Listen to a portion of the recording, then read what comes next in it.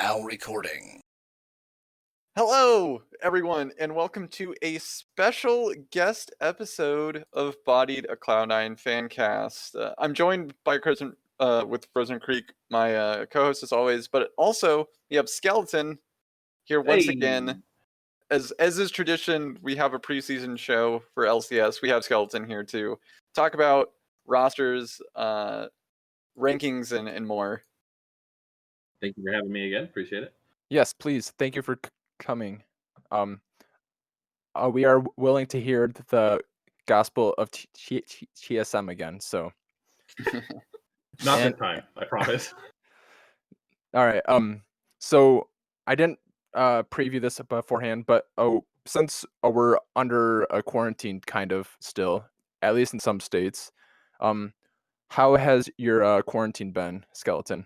Oh man, if for anybody listening who has followed up with my Twitter, I've had a lot of negative things happen in the last couple months, including losing my job to the quarantine. But sorry, financially, it's all right. Financially, coming out on top, they're doing the whole unemployment thing where if you lost your job during COVID, you get like $600 a week. So that's dope. Making more from that than I was actually working, so that's nice. Yeah, it's the same in Michigan for a lot of people also. Yeah. I mean, silver linings. Other than that, I can't really complain. I'm in a lot better place than a lot of other people. I'm happy and I'm healthy, and that's all that matters. And anybody out there who is currently sick or knows somebody who is sick, pray for your well-being or their well-being, and hope you guys are okay. Havoc, how have you been since last time we talked? You mean like last week? Or was it last week? I have a lot of stuff to talk about since last week. My situation has not changed since last week. All right, so you read 20 more Marvel comics, and that's about it? I actually read some comics actually around 20 probably. Predictable. I'm on the 90s X-Men stuff now, and it's really great. Ooh. Because it's where they're starting to interject like a lot more like politics and philosophy and stuff. So like as like Professor X and Magneto are fighting, they're also like having this weird philosophical debate as it all goes on. So it's like, oh man, this is so like much more layered. It's the golden age of comics right there. Oh yeah, you know it. And everyone just has like pouches everywhere, and it's ridiculous. Yeah. Everyone and their mother has a bandolier. It's crazy. Yes. All right. Well, since last week, I guess, is when we last talked. I started watching anime for the first time, so I'm watching Haikyuu. I think is what it is. How to say it. I think that's how it's pronounced. Yeah. A volleyball anime. Great show. Fucking weird one to start with. I will say. Well, I like most sports. People start with like shonens, like Dragon Ball Z or like Naruto or something. But hey, man. Well, it was on Netflix. I was like, oh, sports. I like sports. I looked it up, and everyone on Reddit was like, oh yeah, it's good. So just started watching it. Really good. Like if you like Wednesday. If you like baseball or boxing, there's two animes with I forgot the names of the two. I know the boxing one's insane. Some of the best fights you'll ever see animated. It's really good. I don't remember what it's called though. I'm not a man of culture, unfortunately. All right, I'm interested. So, maybe I'll do that next. Okay, good. I also beat Final Fantasy IX finally, and I'm starting Dragon Quest. So. Oh, isn't 9 like the controversial one where everyone's like really split? No, 9's not the controversial one. It's just the under the radar one. Yeah, 10's the controversial one. Oh, okay. 10 was great though. 9 is my favorite game of all time, by the way. Like not just favorite Final Fantasy. Final Fantasy 9 is my favorite game, bar none, forever and ever. So the first time I played it, I agreed, but I couldn't beat the last boss until I restarted and like knew everything to do. So which last boss? Not Kuja, but Necron. The random boss that didn't make sense at the very end, like the god of death guy. I mean, yeah. Okay. So I figured out what I need to do, which was not play the game like an idiot the whole way through. So I beat him super easy today, and I'm loading into Dragon Quest this evening. So Final Fantasy 9 is no easy task, let me tell you. no, it was not. But I think it's my second favorite one behind 7. But I haven't played the remake yet. But 7 was good, 9 was good, 10 was good, 12 was probably my least favorite of the ones I've played. Yeah. 10 might have had the best story though. Yeah. So the real I question digress. is what is your opinion on 13 and the sequels? I have not played it. Okay. I've only played 7, 9, 10, and 12. Just let me warn you. Go into it with an open mind. You're gonna hate it. It's vastly different. Vastly different. The game almost plays itself, kind of, in a way. There are some nuances to it and some strategy, but the lack of control may make you not like it. But the characters and story are really good. But all right, that's something. Stay away from sequels. Okay. Just do yourself a favor. Just don't play the sequels. All right. I will set a price thing on it. So when it's cheap, I'll get it. There you go. All right. I digressed this quite a bit on that. But Havoc, I know you had a few things to bring up that are important. We do have some news. Just like some quick things, and we'll probably talk about more of this next week in detail. But mark your calendars down for this Saturday. Tens and Friends once again, or I guess the quote unquote unofficial C9 Valorant roster is going to be playing in the Twitch Rivals event. That's, and it's touted as being like this really big thing. I think like the prize pool is maybe like $200,000 or something. It's a pretty big deal. They've got like brackets and everything from around the world. Everyone's trying to participate in it. So tune in for that if you want to see Tens, Shinobi, Infinite, Mitch, and Relics play for some hard quiche and against some pretty stiff competition. So it should be really fun. Definitely check it out. An interesting thing to note was some stuff with Skeleto and him losing Grandmaster status. That happened pretty frequently, pretty recently. I just wanted to kind of note that because it was really interesting that he just kind of lost it, and then now he was wondering if he's going to go into some other esports. He doesn't really know what's going to happen next, so that's kind of interesting. And also CSGO in the Blast Pro series. Premier series. Yes, they're Blast different. Pro Premier series. Oh, it's very different. Yeah, they're very different. I don't know how, so somebody tell us. Regardless, the Blast Whatever series, they had a rough road, but they were just like maybe like half an hour ago, they were able to snatch victory from the jaws of defeat and beat 100 Thieves and secure a place in the playoffs, I believe. So pretty good deal from the CSO squad, considering they cannot play CT side to save their lives. Yeah, it's an actual joke at this point, but we will save more of that talk for next week because we have a jam-packed episode for this week. Yeah, we got a lot to talk about. There were some roster moves, not as much as probably a spring split would hold, but we do have some moves moving and a shaking going on. And we got Skeleton here to talk about it and to break it all down. Yeah. So the first big move, obviously, double lift to TSM and then bringing Spica in. I feel like if you would have told me even halfway through last split this was going to happen, I wouldn't have been surprised, or I would have been surprised. But watching Team Liquid fall apart like halfway because of double lift, I guess I'm not surprised. Skeleton, what do you think? So I agree. I wasn't really surprised. I was getting a lot of conflicting reports after the season itself ended. I had a lot of people telling me the double TSM thing was going to happen. A lot of people telling me it wasn't going to happen. So I just kind of didn't really say for sure either way. Actually, the rumor started popping up early that I think there were kind of memes on Reddit where Doublelift was sacking his season to go play for TSM next split. Turns out, I don't want to assume that's what happened, but that's there. Um, I think it's a good move for TSM in the long run. I don't think this roster is what TSM exactly wants right now, mainly because of the Speaker situation. But I think had COVID-19 not been a thing, I think TSM probably goes out and gets an import, becomes a better team, just bar none. They would import a jungler to break rather than bring up someone from academy to break. Absolutely. TSM loves breaking junglers. So it'd be interesting to see what big name they would come in and ruin. So Yeah, and I'm not even sure if it's a step up from Kabi.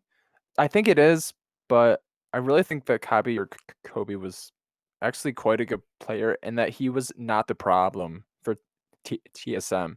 And I think it creates a lot of issues for Spica and Broken Blade, because now their mid laner is a partial owner of the team, and their ADC is in cahoots, with their team president, and I wouldn't want to be on that team just because there's too much power involved in it that you wouldn't quite see on someone like 100 Thieves or FlyQuest or C9. I would absolutely agree with you. I'm gonna get a lot of flack for all the TSM fans who follow me because all they care about is TSM news. But I would absolutely agree that there is this weird air / culture that TSM has built unintentionally with exactly what you said, Frozen, with the with Double Lift in quote unquote cahoots, which is a funny way to say boinking the team president, and Bjergsen being part owner at this point. It's for Spica's perspective. I think Broken Blade's probably fine with it. I don't think he really cares. He's probably dealt with this already somewhat before. Double Lift obviously doesn't care. Bjergsen doesn't care. And Biofrost has been here before. He knows the culture already. TSM's not this crazy thing to him. But I think for Spica, especially being a young player, there's a whole lot of pressure on this kid. And, I believed in Acadian and Grig quite a bit, being a TSM fan when they first came in. And seeing Acadian absolutely fall apart to the sheer pressure that TSM and its fan base applies to that position, I fear for Spica. I really, really do. And I absolutely agree with your sentiment that TSM has created this incredibly awkward, difficult culture unintentionally, I would say. I don't know, it's rough. I feel bad for Spica. I think personally their whole culture that they've crafted is at least in my opinion, I think it's mostly because of they had Reggie, who, even though he is a retired player, he always seems to want to jump in whenever there's an issue. And he's like, I can coach them back to performance when he really shouldn't be doing that anymore. And you also have, I think, Doublelift, who really exacerbated this. When he first was on TSM, he really exacerbated this. He demands a certain level of perfection, and then it creates like both of them just created this really toxic atmosphere of just everyone always pointing fingers, everyone like pointing out like all these like really small flaws, and making it just to where it makes it really hard to function as a team. Like if you look at Cloud9 as an opposite, they have this really sort of family kind of approach where like everyone's friends, everyone gets along, they do a lot of activities and stuff outside of the game to kind of grow closer and take their mind off of things, but they also have a really healthy like in-game culture where they understand like, okay, when we're reviewing things, we try to like improve like individually as well as a whole, and I think they have it all together. Or versus TSM, it seems very hostile, and I think that Reggie and Double have really like exacerbated it to the point where it just doesn't help with growth. I don't think TSM is never a team that is focused on growth. They pick someone and they're like, okay, we expect you to have this ceiling and operate at this ceiling. And if you fall below that, that's going to be a problem, and you're probably going to be out of a job within like the next year. and I don't think that I understand why they made this move. Kabe probably was working out, maybe not. Who knows? He wasn't really there for long to really judge, but I don't think bringing Doublelift back, especially after the split that he has had and the performance that he gave and the attitude that he gave, is really going to magically fix all of their problems. I will say that it does kind of feel like a step towards what they need, because Doublelift is kind of like the all-encompassing shot caller kind of guy, and they really lacked a lot of late game initiative, where they would have this amazing early game for which is not something that I normally say about TSM, but this last split, their early game was exceptional, but they couldn't do anything with those leads. And I feel like Doublelift in that perspective is an upgrade, and I don't know if that's going to be the answer, but I feel like it is one way that they are trying to improve in that sense. And I think it's one of those things where like we'll have to wait and see, because I partially agree with the use of Frozen, and I agree a lot with what Haddock said. I would say, looking back at those Team Liquid teams, where Doublelift was probably the shot caller with him and Nick Smithy, even when they won all those championships, their early game wasn't like crazy good. I don't think Doublelift's going to really make their early game better. But the thing that's interesting to me is, especially with all the facts we have about TSN currently, could you imagine if this season goes bad? You have Bjergsen, who literally had to be convinced to stay and promised changes by Reggie, and gave him such a ridiculous contract that it made him part owner of the team. Honestly, I think if this split crashes and burns as hard as possible, I think Doublelift is not going to take it, because, like you said, he demands a certain level of respect. Doublelift doesn't like to lose at all. He hasn't lost in a long time. And the one time his team was losing, he took a break and looked really, really bad. So I think if there was any year for TSM to, and I hate to say this being a TSM fan, finally crash and burn, I think it would be this year. Not saying they're going to, but if they do, it's going to be a hard, hard fall. I'd see Broken Blade leaving, Spica probably either getting booted to Academy, or someone's going to be smart enough to pick this kid up and have him play something else besides Jarvan and Sejuani for games. Bjerg's probably going to retire, because it seems like he's probably on the outs already. Double is probably gone, and Biofrost, I mean, if he can stay on CLG for as long as he did, he can stay on a burning ship like TSM. It's scary. If you're a TSM fan, you should be really scared about the after effects of this split. Yeah, and I feel like the one guy that they need to like focus on is Broken Blade. He has been pretty good. A lot of it is because he gets a lot of pressure towards his lane, but he's done a good job of using that pressure to help the early game go into mid game. Now he hasn't been great because TSM still isn't one of our league's best teams at this point, but I feel like he's a good building block for the future. I kind of disagree in that I think Broken Blade is good, but I think that's only if you place him on strong side. Whenever Broken Blade is left to kind of be on an island and play weak side, I think you get like two really different versions of Broken Blade. Whenever he's weak side, he's never really impressed me, and it seems like he struggles a lot more.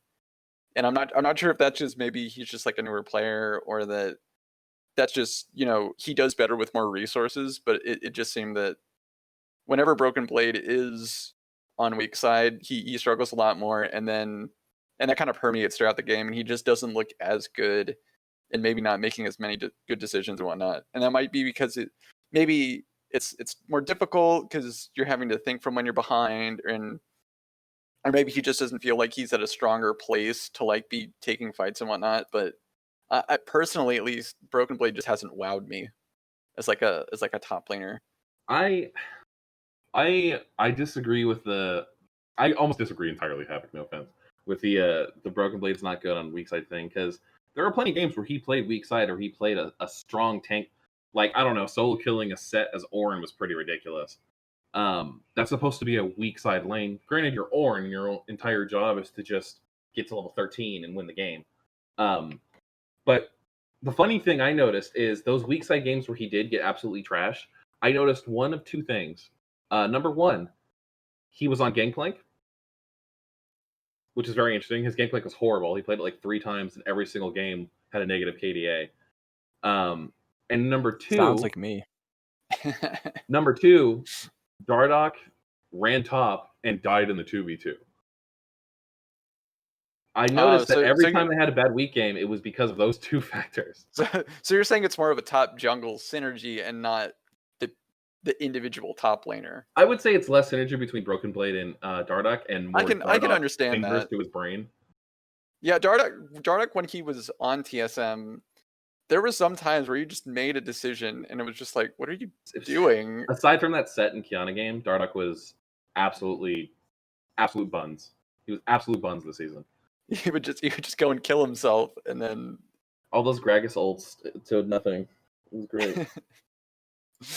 All right, so now that his name has been spoken, Dardoch went to Dignitas, who also brought in Viper for Huni.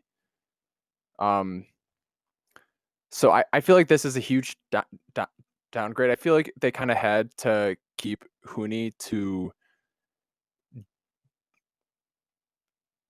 Maybe it's a sunk cost fallacy thing, but I feel like Huni was a good player to build their team around, and that if they were going to do anything, they needed a new support and mid laner, and they didn't make any proactive moves on that front.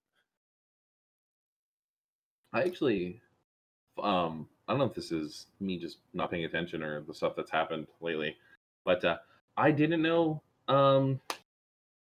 Dig brought in Viper. I knew he was gone from GG, and I reported on that, but I did not know he went to Dignitas. Yeah, that was around the 2 weeks time ago. Really? I think it was at the same time Dignitas like officially announced that Huni left, and then I think Fly was like, "Hey, Viper's leaving," and then Dignitas is like, "Hey, welcome Viper," and it happened like pretty rapidly, and like the tweets were pretty quickly. So they're gonna do missed everything possible to make sure Lorla doesn't start. Poor Lorla. That poor boy. He tries. I think Lorla is actually fairly good. Me too. I agree. Poor Johnson and Acadian and Demonte. Poor everyone on the team except Johnson. I feel like a team with Acadian and Demonte and Johnson is something to like be excited about.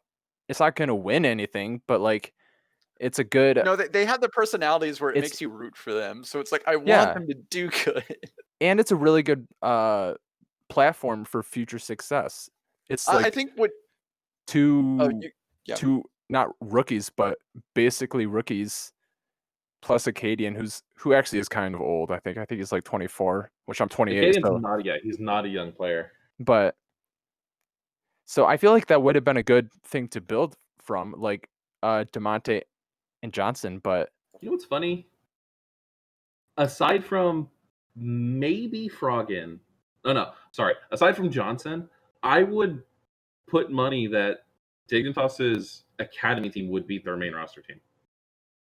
So you say that. So it's interesting what Dignitas is actually doing. Their approach this split is basically, we're going to play for a couple of weeks, and depending on how y'all do is how the starting roster is going to shake out. I mean, JJ over Aframu is I think if you run JJ Johnson, I just love Demonte, but Froggen is really good and has his moments where he just straight up wins the game.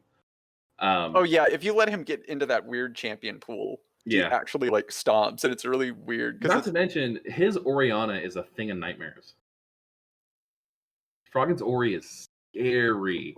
That Victor game against TSM. Oof. And he is still good. I just feel like if you have Demonte and Johnson, it's like a really good platform for the future too.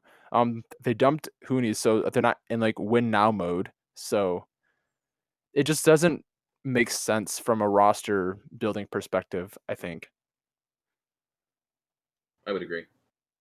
But any other big changes? I guess we can do this last one super quick, and then we'll do our good, bad, ugly, and Dignitas, but it's actually CLG. The last big change was Hooney to Evil Geniuses, who now has 3 imports and 3 NA residents in their starting lineup. So they need to pick between Hooney and Bang and Jizuke, basically. So was I mean, this this a is good move? this is basically going to be just a wait and see kind of like a rebuilding split, because once this split's over, Huni has NA residency, and I feel really bad for Kumo, but after what we saw, how he kind of performed over spring, they kind of had to do it to him, but Huni is probably No. gonna get he's probably gonna slot in the top lane, and Kumo's gonna move to academy. If I'm wrong, doesn't Hooney have? Isn't it the rule to get residency or have residency count for a split? It's like you have to play like 2 games in the main roster. I think so. So they may play musical chairs and swap out like Jizuke for Gyu or Bang for Deathly, and they'll do that for a couple of games so he gets residency. I mean this is a really weird kind of thing, and they may have to like do some musical chairs, because they have some players that have like they'll probably do it with Bang and Deathly, because Deathly I think does have some LCS experience. Yeah. So and I think if things go the way they want them to, Hooney Svenskeren is a scary topside, because Svenskeren plays a lot like was it season 6 Rainover? Where it's Yeah. just that solid run at you style with Olaf and Lee Sin and just beat you down until the game's over. But since Svenskeren kept the talent where Rainover didn't, I think that's a very scary possibility if EG can make that happen. Very scary. Yeah, I think that if like Huni, it seems he really does really well when he has a jungler that knows exactly how he plays and what he wants. And that kind of I think maybe showed in like Dig, in terms of like, oh well, Dig really struggled because maybe he didn't line up exactly with the Grig Acadian situation. Mm-hmm. And Echo Fox as well, maybe, because him and Dardic had a lot of good games together. Yeah, and when he was on 100 Thieves with Meteos, wasn't he? Or no? No. Okay, no. No, that was some days always been Right. For a second, I thought Huni was on there and he had played with Meteos, and I was just like, he did well with Meteos. Meteos went C9 to Optic to 100 Thieves? No, it was 100 Thieves, but then they cut him from the roster and they did him dirty, and everyone was like upset about it. Right. So then he moved to Optic for a little bit, but then Optic folded, and then as things were getting shuffled back around, he went back to 100 Thieves when Papa Smithy took over. Am I crazy, or did he play a split with FlyQuest? Honestly, I wanted to say that, but it seemed crazy to me. I don't think he ever did. No, he did. He was on FlyQuest Academy. Oh, did he? I just looked it up. He went from C9 to Phoenix 1. That's what it was. 100 Thieves. Yeah, and then he played FlyQuest Academy, and then 2 splits with Optic, and then Immortals, and then 100 Thieves. Oh, damn. He was on Immortals for a month, which is interesting. A month? Wow. A month and 9 days. Sounds about right. A whole month.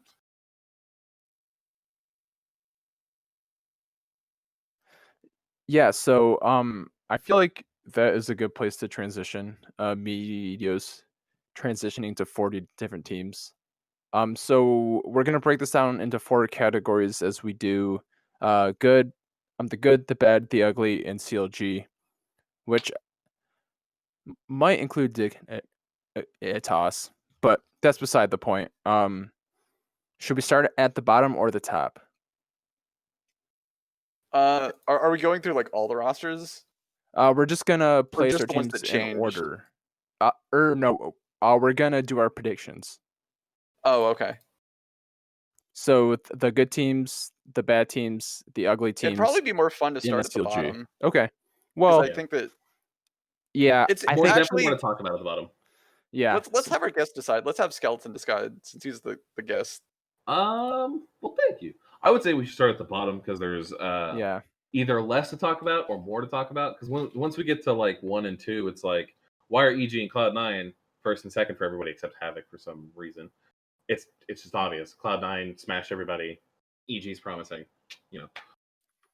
I had a really hard time with my top 4. All right. But it'll be more interesting at the top to say who's good, bad, and ugly though. So I think let's start at the bottom with CLG because I think mostly everyone is going to agree it's CLG. They were absolutely abysmal in last split. They showed some hope with Pobelter, but I feel like they are the odd man out. And would anybody be willing to put anybody else into the CLG category, or is it just CLG? I maybe put IMT there. I think that their roster has not really changed. Their roster hasn't changed from last split to this split. I think that they're still going to have the same problems that they had spring going into summer, unless like they've just been scrimming like crazy and trying to practice as hard as they can to really improve. And I think that CLG and IMT have like really similar problems in that they had a struggling roster. CLG brought in Pobelter, but that was about it, and they just seem to have these teams that like the coaches don't really seem to be able to build them up, and the teams, the rosters don't seem to really be able to level up as much as like the split kind of goes on. Like Ruin and Wiggly, they've struggled all spring, and Stixay, he used to be so good, and I don't know what happened to Stixay. Caitlyn came out of meta. Yeah, basically Caitlyn came out of meta. And I feel just, Immortals has kind of the same problems a little bit, like, but theirs is more like, is Ica really going to ascend and improve? And are they really going to fix their, they seem to have like a lot of synergy issues of trying to like play as a team. I just don't know. My 2 cents on the 2 teams who are worth about that much are, well, for one, if you presented CLG's roster to me about 3 years ago, I'd be hyped. You have this Korean top laner who, I don't know, his highlights back then were insane. You have this up and coming NA jungler. You have Pobelter, who's a rock in the mid lane. Dixay, who 3 years ago was really, really good. And then Smoothie, who young prodigy coming up on Cloud9, really, really solid. But now it's like the Island of Misfit Toys with them. It's Ruin, who is playing nowhere near up to the level he used to. Wiggly has 2 or 3 good games on Silas a split and then doesn't do anything. Pobelter's still a rock. Stixay is bad, and Smoothie is a shell of his former self. Going to Immortals, the amount of games they won surely on coin flips last year, and coming up positive on those coin flips. As a Las Vegas Raiders fan, let me tell you, doing really well in coin flips one year does not mean you do well in coin flips the next year. I don't see Immortals winning games outright against anybody except TSM. And I don't see CLG. Again, CLG didn't really change. They looked okay with Pobelter, but all of these other teams that were having quote-unquote synergy issues last split that CLG or Immortals were able to eke out a win against now have that synergy after a split. You can't skate by on the skin of your teeth by doing the bare minimum anymore. Mediocre teams will fall to the wayside. I think CLG and Immortals are for sure 9 and 10. Absolutely for sure 9 and 10. As a Lions fan, I can also say that we don't win any coin flip games, so the referees usually win those for you guys. Yeah. Don't worry. I'm like my second team is the Lions. I really enjoy the Lions. Don't worry. Oh, I've been a Lions fan. Oh, the Lions have not won a playoff game in my lifetime, and I'm 28. Their last playoff game was like days before I was born. So sorry. You curse them. Your birth. Yeah, you could be a Browns fan. Yeah, but but like the Browns have wins in the past. Hey, Yeah, you guys were 3-0 at one point last year. I don't want to hear it. yeah, but the Lions haven't won a championship since 1957. The champion of our hearts. Yeah, there you go. True. Okay, that's besides the point. All right, so do both of you guys have Immortals and CLG in that last block? Yeah, me Yeah, and yeah. Havoc have a very similar 8 to 10. Our like All right. last 3 are pretty much the same. Yeah, Er- it's interchangeable. But for the 4 categories though, Yeah, Yeah.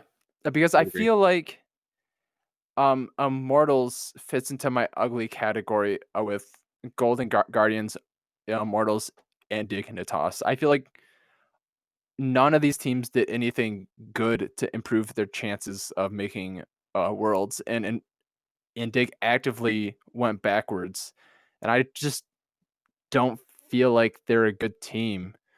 Dardoch is going to drag them down, just like he's dragged every team down except is CLG for one split.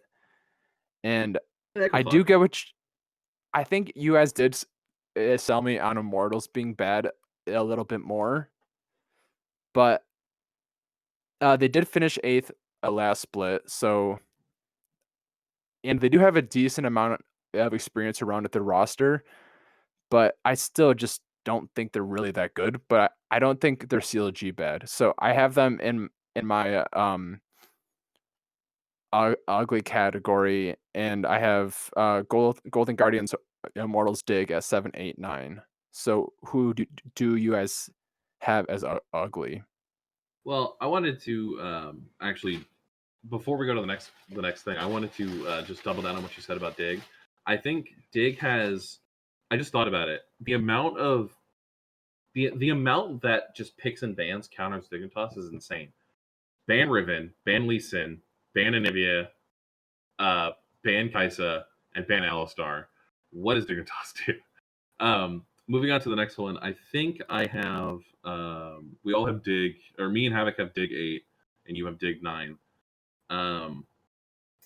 Should we move on to who we all have for 7? Because I mean, we've been talking about Dig, Immortals, and CLG. I think those are interchangeable at the very bottom. Yeah, I really think that 7, 8, and 9 are interchangeable. I just feel like Golden Guardians were the only team to show any sense of hope. Yeah. Last split, and I'm gonna give them the benefit of the doubt because of it. Fun fact: I lost a bet to an arrow, and I thank God he hasn't found out about it yet. Even though I told him, I technically owe an arrow a tattoo on my butt because I told him that if CLG finishes, or I'm sorry, GG finishes, I think it was with 9 wins or at least 6th place, that I would get a tattoo of his choosing on my ass. And well, they did.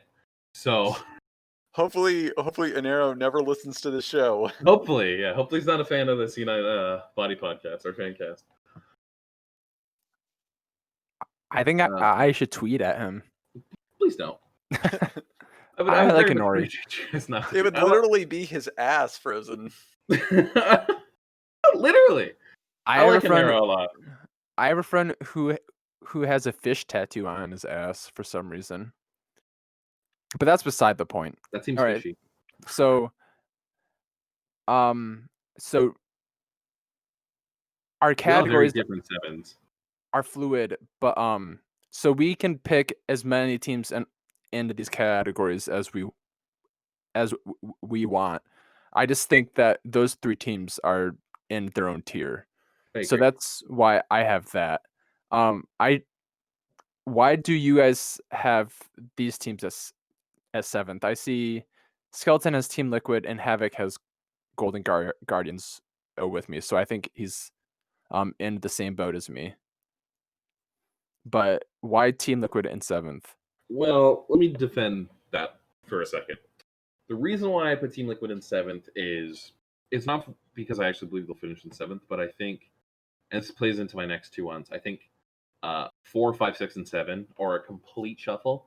And the only reason I put Team Liquid at the bottom was because you had issues winning with probably the best on paper roster the world has seen for I don't know, the last 2-3 years maybe, and you had struggles with that, and you decided to change the coach and the ADC. You changed nothing else, and I personally think they're kind of pulling a CLG. And the crazy thing about this is people don't realize that after this split, most of CLG's contracts, save for Core JJ and Broxa, are up, and Core JJ has a option for 2022. So his contract is technically up at the end of spring split, I think 2021. So it's kind of the situation where Steve lost a lot of money on double lift. He's losing a lot of money on not winning championships because sponsors are pulling out because he's not winning anymore. So TL's in this weird spot where I think that they believe their own hype after so long that they assume they can keep playing the same style, even though we all know that NA League of Legends is a very this weird melting pot of a bunch of different styles, early game, mid game, late game. And they keep wanting to play this old school TSM style where you beat us up for 10 to 20 minutes. And then at 30 minutes, we just turn it on and smash you for the next 10 minutes until we win the game. It's not going to work anymore. And I think they're going to keep doing it. You look at all their players, I mean, Impact has nowhere near the impact he had a long time ago. No pun intended. Broxa looked good. I don't know what happened to Jensen. I feel like he was not the same player this split either. I believe in tactical, and I believe in that bot lane in general. But I think Broxa and the bot lane are the only things that I think just between those three, I think Team Liquid gets maybe 7-8 wins. I'm sorry to cut you off, but I did have a question. Yeah. Mentioning the new coach, how confident are you in Jat's coaching ability? Because I think that's a really interesting conversation. Yeah, because he knows a lot about the game, and I think that he's a really good statistical analyst and kind of seeing numbers and coming to conclusions, like sifting through a lot of data and making really good conclusions and opinions. But I'm really curious if he can manage personalities like Impact and Jensen. I personally think that who's the other? It's Rapid Star, right? Or not Rapid Star? Kane or Dodo. It used to be Kane, but I think Kane left, didn't he? I'm pretty sure they still have the same assistant coach though. That's what I'm. I think the assistant coach was Dodo, maybe. Yeah, I don't remember. I know the Korean one. Yeah. It was like, I think their mix was, it was like Kane and Dodo, I think. Yeah, it was Kane and Dodo. I don't remember which one was which. I didn't really pay attention to their team that much, aside from them losing. I would say Jet is probably coming in as a glorified analyst, and whoever the assistant coach is going to be doing more of the drafts. But like you said, Jet is a really analytical mind. So I think you're going to see a lot of interesting builds from players next year. I think you're going to see some players might be more knowledgeable about the game, and I'm for sure going to think the Team Liquid are going to be meta slaves next split, because that's Jat's forte, is how strong the meta is and how other things are weak. So that, and Jet loves high tempo junglers. So Broxa coming in high tempo. Shout out to Mike Young. I think it's going to be a very interesting split. I personally don't think it's going to go well, actually, if I'm being honest. To add on to that, I do actually kind of agree with that. I totally forgot about Jet in my calculations, but I'm excited to see them take a chance on him at least, but it kind of sucks that it doesn't look like they're building to go to Worlds and they're just building for next year, because they're building to win NA for sure.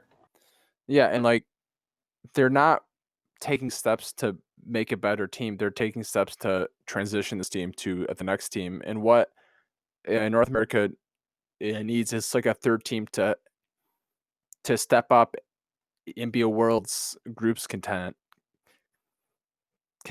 in some form. And I feel like the Team Liquid hasn't done that, but I am glad that they are taking a chance on someone who's not been a coach somewhere else and failed and been fired 10 times, like every other team outside of Cloud9 has done. So I'm interested to see how it goes, and I do like Jet, so I hope they get second since they don't have double lift and they have Jet.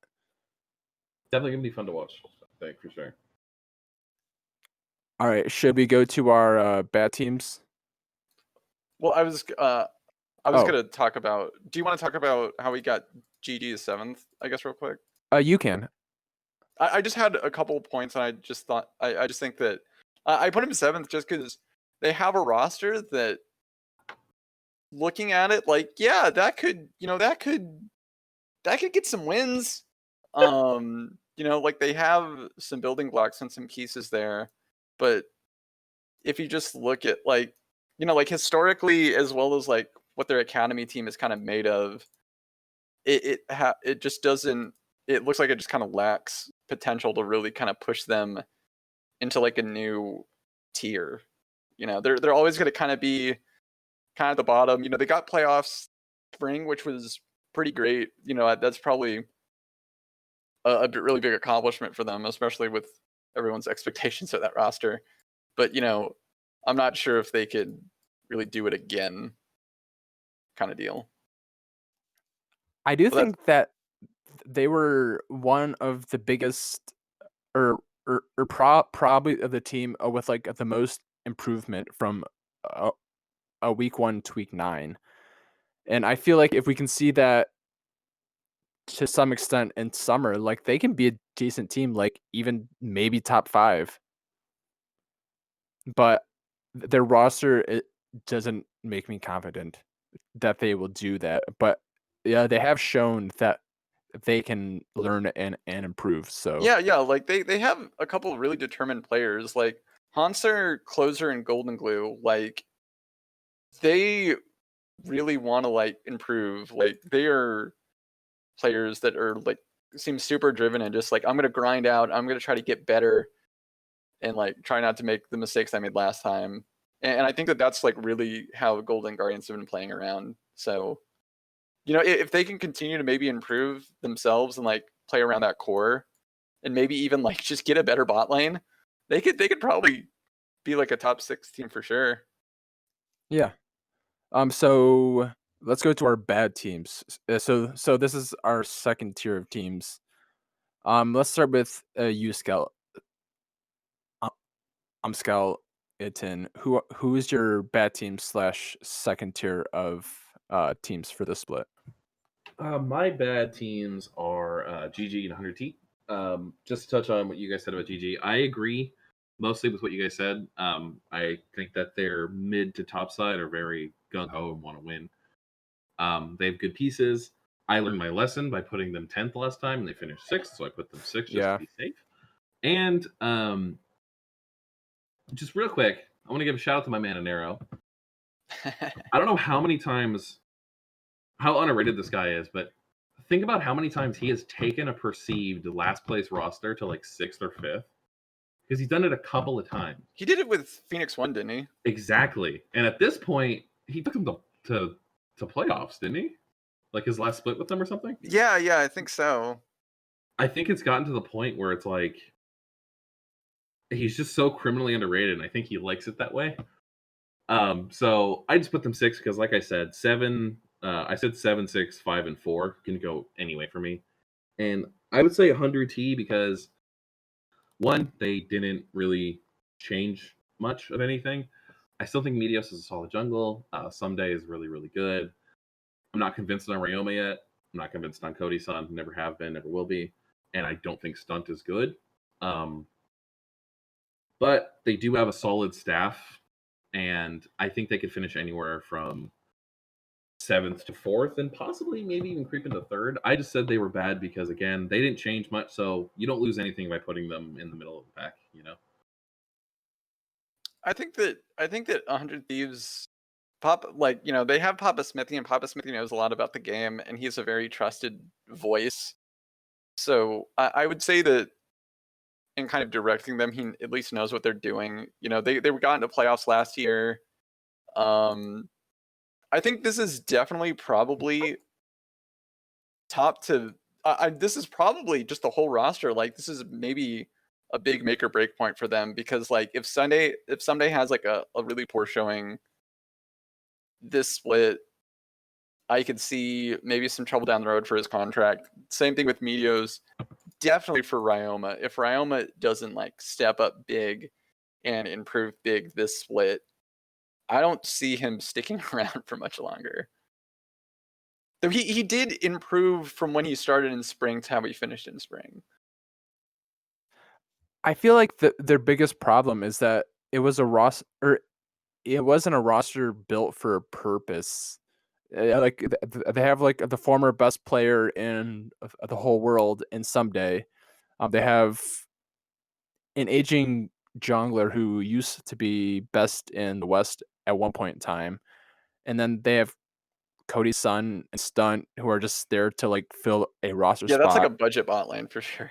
Yeah, it and like Ryoma is a good like basis or a good platform to jump to in maybe next year or if the year afterwards.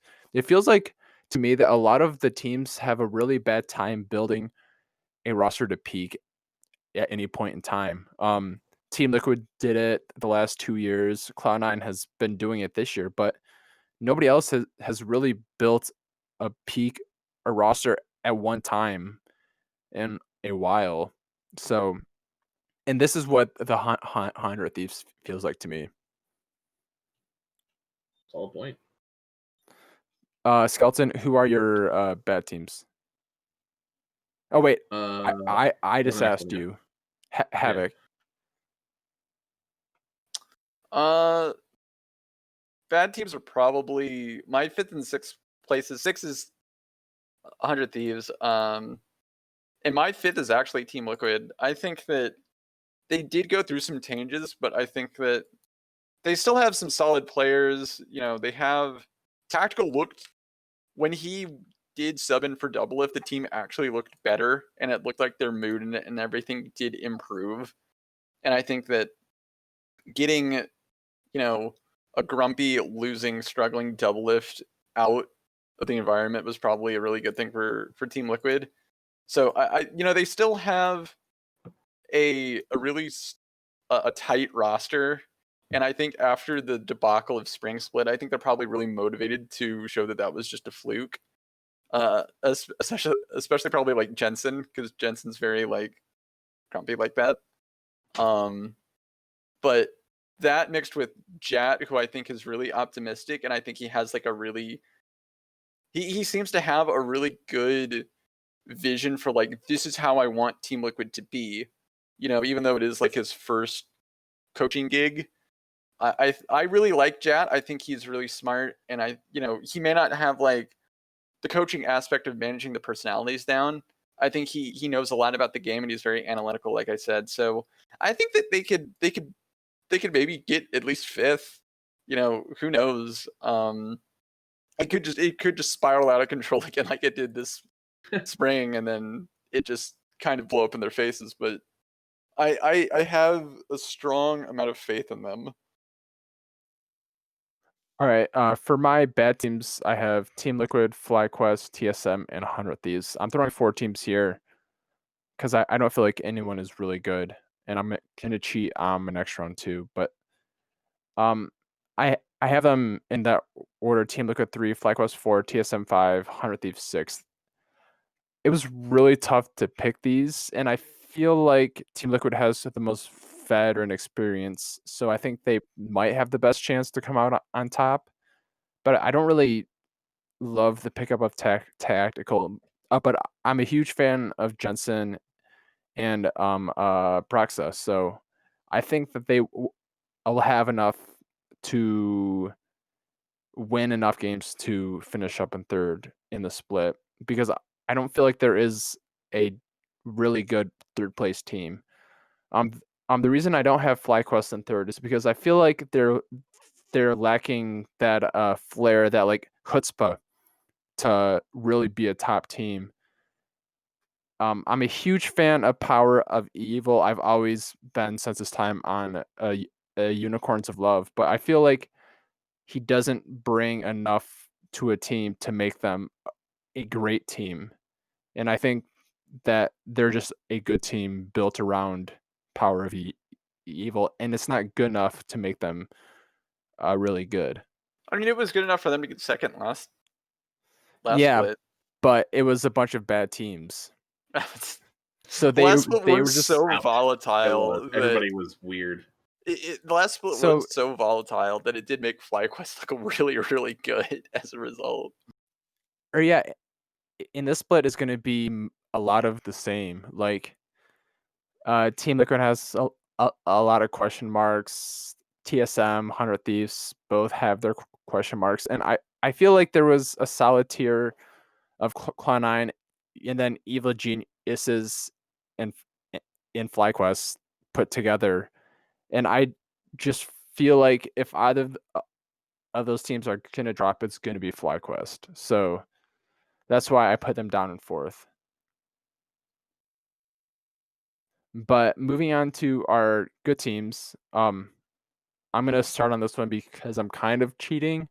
Obviously, the good team, Cloud9, I'm gonna give a good 0.5, so a tier 1.5, to Evil Geniuses. I just feel like they are above the other tier, but they're not actually good. So for my teams, my top four is Evil Geniuses, TSM, Fly, and C9.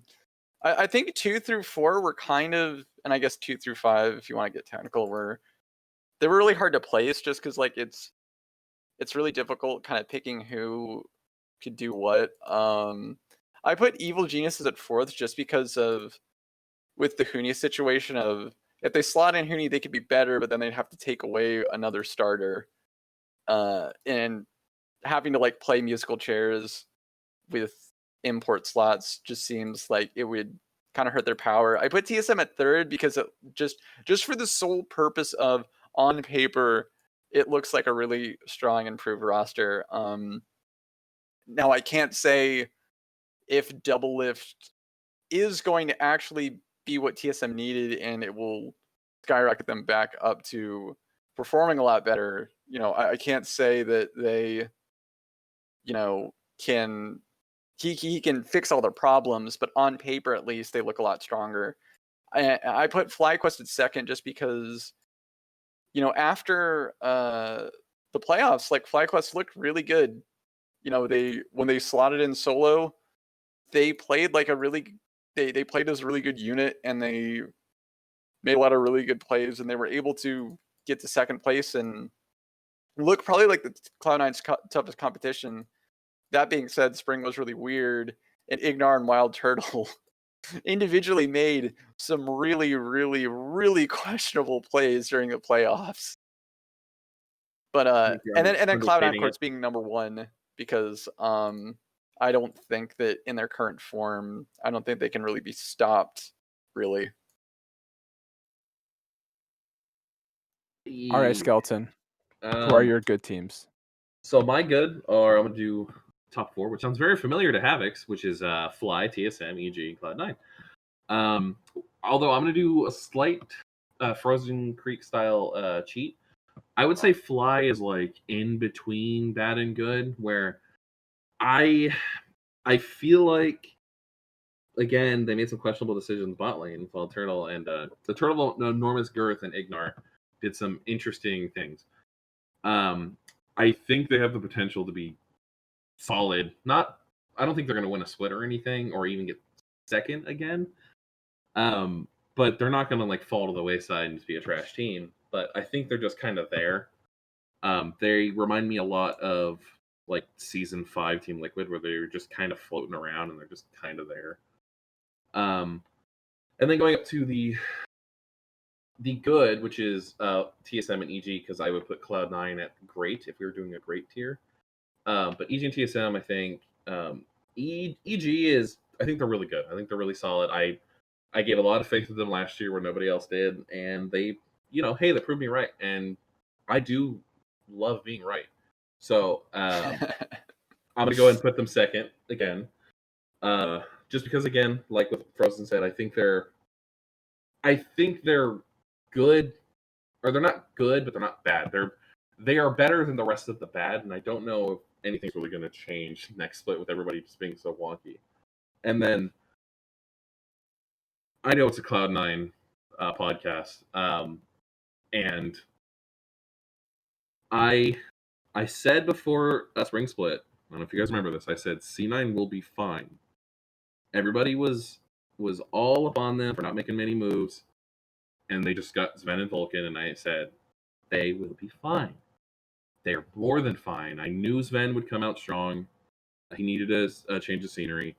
And Vulcan, I don't want to say the guy surprised me, but wow, can he play the game of League of Legends? I think Cloud9 are absolutely untouchable, and I don't see a single team. You could take the best player. You could make the best roster possible out of the other 9 teams, and I don't think they would beat Cloud9 in a best of 5. That's how good Cloud9 is, and I think Worlds this year is put officially on notice. And I'm not trying to hype up Cloud9 that much, but if you're a Cloud9 fan, you should be extremely confident, and rightly so. Your team is full of just stompers. So that's all I got to say about that. I do have one question, Skeleton.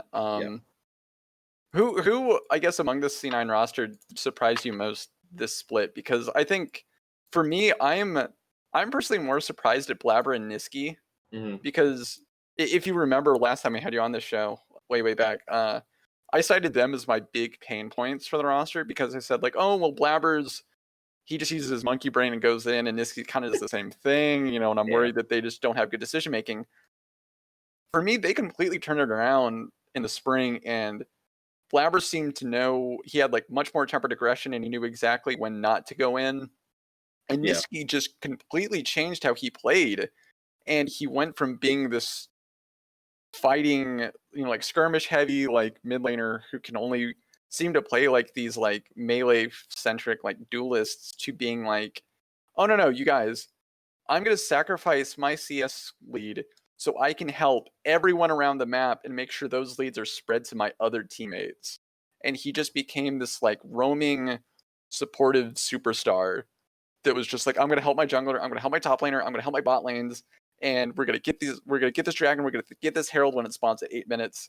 And he's just moving around the map and making sure that the team just has help whenever they need it. And the fact that he just changed his playstyle within such a short amount of time, I think just really wowed me. Yeah, and I would agree with you. I don't want to say, oh, I knew Blabber would be good, but I believed in Blabber way more than I believed in Niski. I'm a notorious Niski doubter. I've never thought he was good. I didn't think he was good back on NRG. I didn't think he was good in EU. I thought Cloud9 were insane for wasting an import slot on Niski and not just going to get, I don't know, any Korean they wanted, because they were loaded with cash. But boy, did they prove me wrong, because Niski kind of came out with Niski went from being this weird scrawny kid holding a pool noodle to the very next summer he comes out to your local pool, and he is wearing a leather jacket and he has a baseball bat. So he has just completely evolved for me to the next Pokemon in the line, and I'm very impressed. I'm thoroughly impressed by Niski. And I would say, just want to touch on it real quick, I would say the only thing I think C9's kryptonite, because they are incredibly super right now, I think their only kryptonite is, especially with Blabber and his gung-ho fight everything strategy, you'll notice that every time he went in, the rest of Cloud9 dogpiled in and they smashed every single fight, which is being better. Oh yeah, that is the Blabber way. Yes, exactly. You can't stop him. You just have to go with him. The thing I think about that is, I think Cloud9 doesn't do... I think they still win and get first place. I think they don't stomp as hard as last year, or last split. Keep saying last year, as last split. Because I think a lot of their... Not a lot. I would say some of their wins came out from the other team just being straight up having no synergy. Because we can all agree that last split, from the third place team all the way down to the 10th place team, it was just kind of like, what the hell is going on? Who's who? Who's good? Who's bad? All the ties we had, somehow TL going from like 4th to 9th within like 2 games. And it was such a rodeo last year that I think, I said last year again, last split, but I think with all the synergy and all the teams that kind of kept their roster together, because most of them did, I think you're going to see a different league, not too different. I'm still confident Cloud9's going to win the whole shebang. But I think instead of going, 17-1 or something like that, I think maybe they go like 15-3 or something, nothing too crazy. But I'd say their only kryptonite is that some other teams may surprise them with synergy. So other than that, I don't see how you could put Cloud9 not first and favorited to win this whole thing again. Yeah, for sure. I think adding Sven actually was probably their biggest boon, because Sven seems to have just taken the culture to a new level, and he's just made everyone much more driven and be like, okay, we're going to get focused and we're going to do shit and shit's going to get done. Yeah. Because that's the thing. I mean, you look at the stereotype of Cloud9 and it's, they're happy guys who meme and they just happen to be good at League of Legends. And then you look at someone like Sven and it's like, Sven is serious, he's calculated, and he wins games. But the funny thing is again, being a TSM fan, you go back and watch TSM Legends or even watch his streams, Sven is naturally a very funny dude. He loves memes, he's a friendly guy, and he gets along with most people. So he's never a locker room problem, as they would say in professional sports. And if you go back to Origin and what was the G2? other? G2, thank you. Sorry. You go back to those two teams, and he was kind of the same thing for them. And when he came to TSM, you'd think that the super serious guy would thrive on a super serious organization. Well, no, because that's not who he is. Everyone thought it would be a match made in heaven, but it wasn't. I knew the second he came to Cloud9 and his support was going to be Vulcan instead of Zazel, I immediately thought to myself, like, wow, this is bad for everybody else. I knew he was going to be good. I absolutely knew he was going to be good. He for sure was. He popped off for you guys very hard last split. I can't. All right. Honestly, I don't have. I can only say good things about Cloud9. I have nothing bad to say about them, and I'm just talking and rambling because they're so damn good at League of Legends. All right, I'm going to make a roster that I want to see for next spring. So owners, feel free to hire me. I really want to see a roster of Kumo, Spica, Demonte, and Johnson, plus insert a random support, as I feel like that's a really good young team that won't be good next year, but in 2 years or 3 years that could be like an all-star team. Do you want to do like a we'll all create one team thing before we end the thing? I mean, yes, but it would be in Cloud9. But I feel like if anybody wants like a team to build for the future, it has to be Kumo, Spica, Demonte, and Johnson, and 3 of those guys are going to be available after the split. So, well, let me ask you something, President. Yeah, just because I want to know from a Cloud9's fan perspective, and Havoc, you can answer as well. If you absolutely had to, if Jack called you and said, "Listen, Frozen, Havoc, I need you guys to get rid of one person on Cloud9 and replace them with one other person in NA," who do you choose? Oh God. Wait, I'd have to choose to cut somebody and replace them? You have to flat out replace one person on Cloud9's roster with anybody else from NA. Anybody currently in NA. I know this is the wrong answer, but I'm gonna do cut Sven and bring in Johnson. Whoa! Oh. Jeez. You believe in Johnson I like hard. that in the No. Johnson. Okay, like Johnson. No, you go ahead and explain it. Or yeah, so like he's not an upgrade on Sven. He's not in the same ballpark as Sven. Sven is playing His ceiling is major leagues. Johnson is playing AAA at best.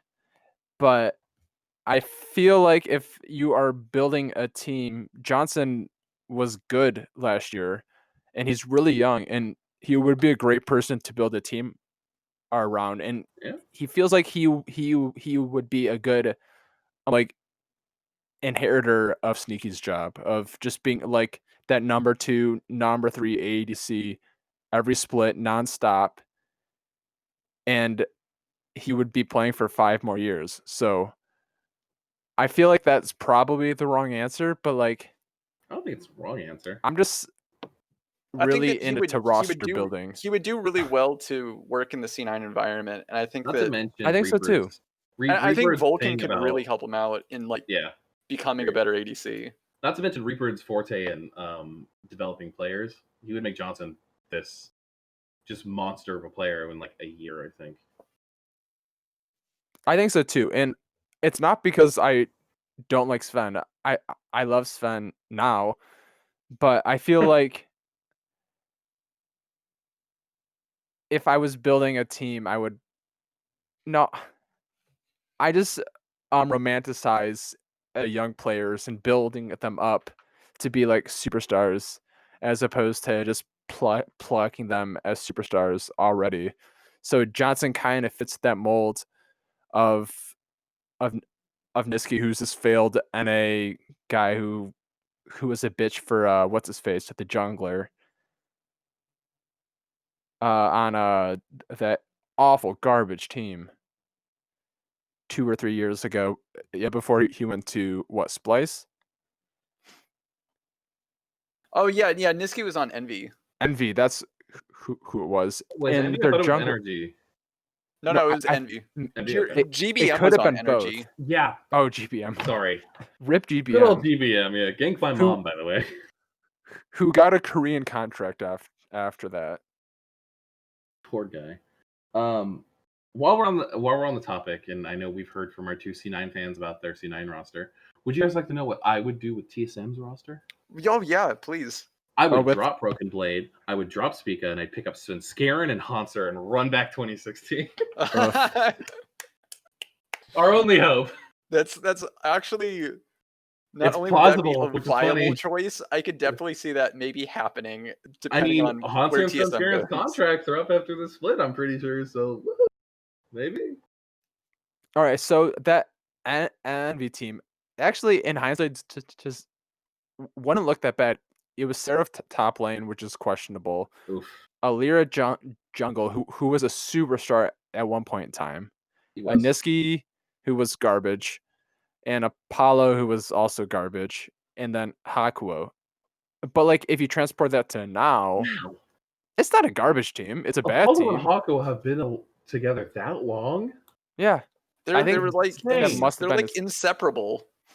yeah. So That's like 6 seasons.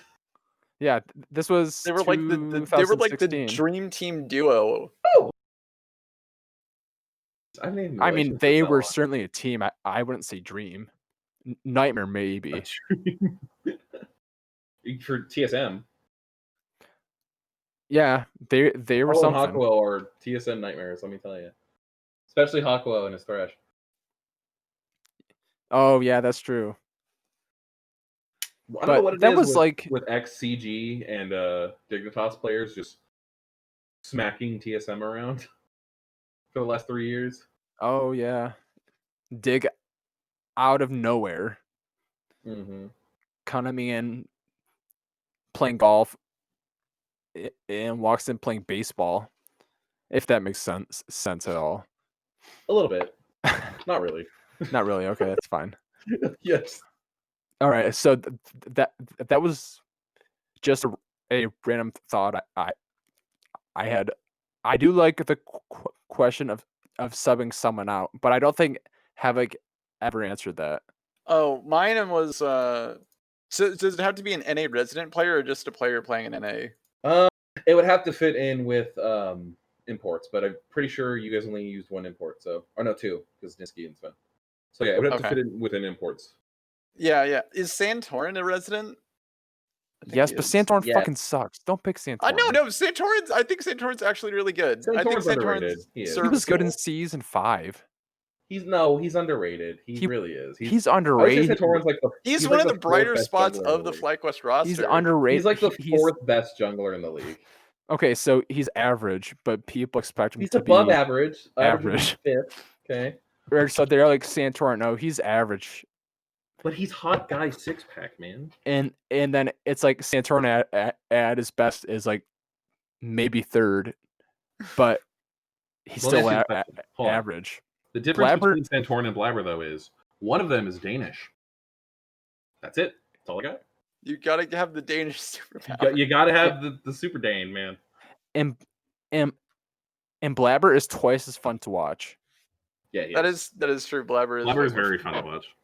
And Blabber's super young too, and Santorin's been at least playing since season 5. He was on that GSM team, I think, right? No, he was on. Wasn't he on season? No, yeah, right. He was on GSM. It might have been season 6 or 7. It was 5. Amazing left season 4 Worlds, because that's actually when I started watching League. With season 4 Worlds, which is funny because the only reason why I support TSM is because I was watching. It was like sometime in October in like season 4 and like 3 a.m. because the week it was in Korea that year, and I was watching and I was like, what USA teams are left? And I was like, oh, Cloud9's not doing so hot. I don't know what team that is. And I saw TSM and they were winning a game against somebody, and I was like, wow, these guys are they beat this Korean team, Samsung Galaxy. This is crazy. And I was like, oh, I guess I'll root for these guys. They have the same colors as the Raiders. I'll root for TSM. That's the only reason why I rooted for them. Had any other team been, if had they not been in Worlds that year, I would have been a Cloud9 fan probably.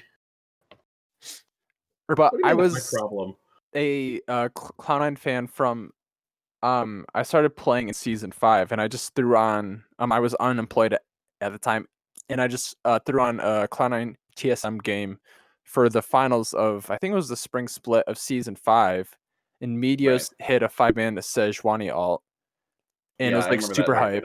Yeah, it was super fucking hype. And I was like, damn, that was so cool. Yeah, uh-huh. Oh boy, yeah.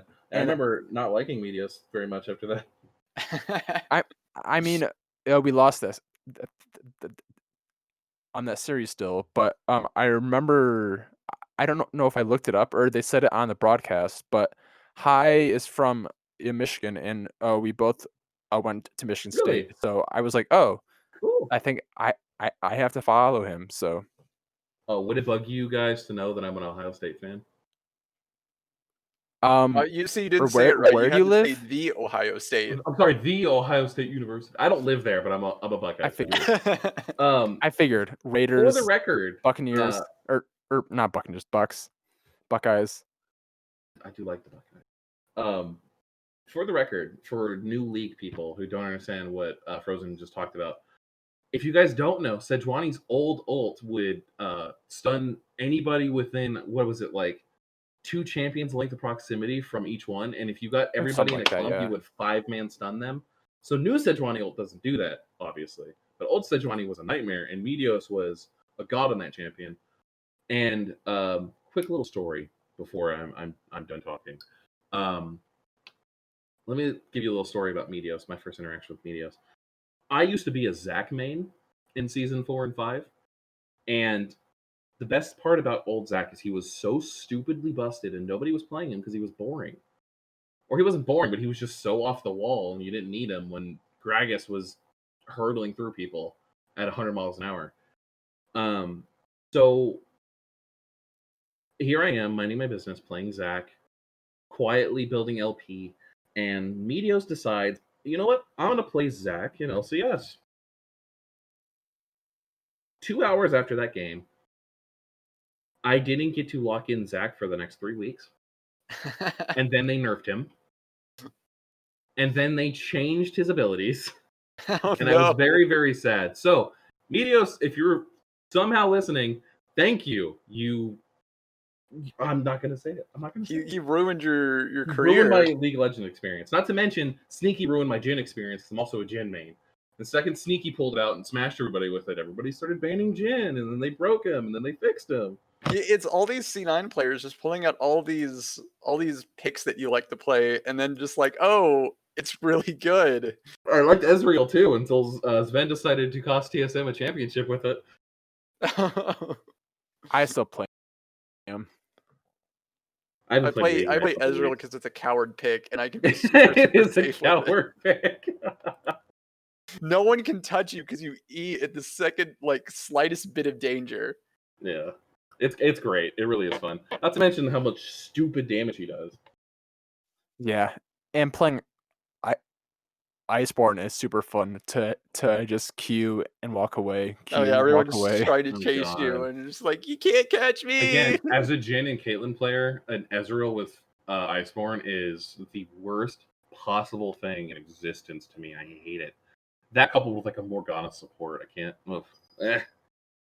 But in lane, Nightmare. it sucks. Well, I also suck. I in can lane, attest. So. I mean, same, but it feels awful in lane to play Caitlyn as Ezreal. Especially on red side. By the way, like I might be one of the only people in the world who my Caitlyn on blue side is very strong, but for some reason when I play Caitlyn on red side, I int, and I don't know why. I think it's because of how the camera on the map is oriented. I mean, I don't play lock screen, but it just sucks. I miss all my skill shots on red side. That's No, I definitely feel you. Like, I play red side and blue side very differently, and I think it's because of weird, right? how the camera's oriented. I also play different champions per side too. Like I can play Way heavy too engage on blue side sophisticated. and be happy, huh? Way too sophisticated. I lock in two champions, and that's it. No matter what role. Well, I guess it's technically 3. Frozen Creek, the Winter Pony. I have 2 accounts. So one's like mid lane, and one is ADC. So Okay. it's either Rumble or Ezreal, and if Ezreal gets picked, I pick Ziggs. So that's about it. You're a special kind of spiteful human being.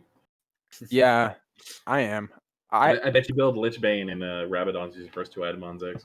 I actually don't. I never build death cap like ever on anyone except last Really? item. Basically, Have you seen the damage Ziggs does to turrets? Yes, but I liked to do damage to champions more. Oh. You don't need to do damage to champions when you win the game. 0 damage Tryndamere, baby. Fair. All right, guys. I feel like we've I was about to say, we're getting really off topic. We should probably Yeah. close this episode I out. digress. All right, guys. All right, Skeleton, thank you for having me on. or where can we find you, and where You guys can find me our at listeners find you?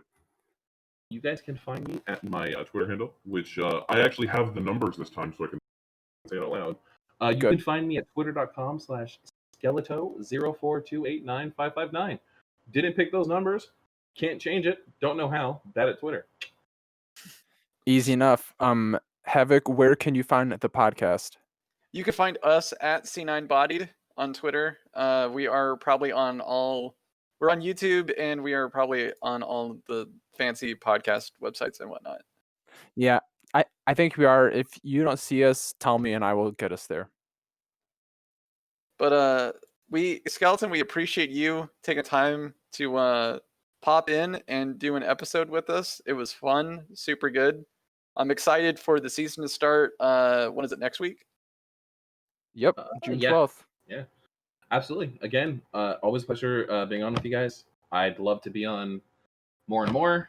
I think we've had a conversation about this already, but I'm very much free. So if you guys ever want me to be on anytime soon, you just let me know and I'll come. Oh, for sure.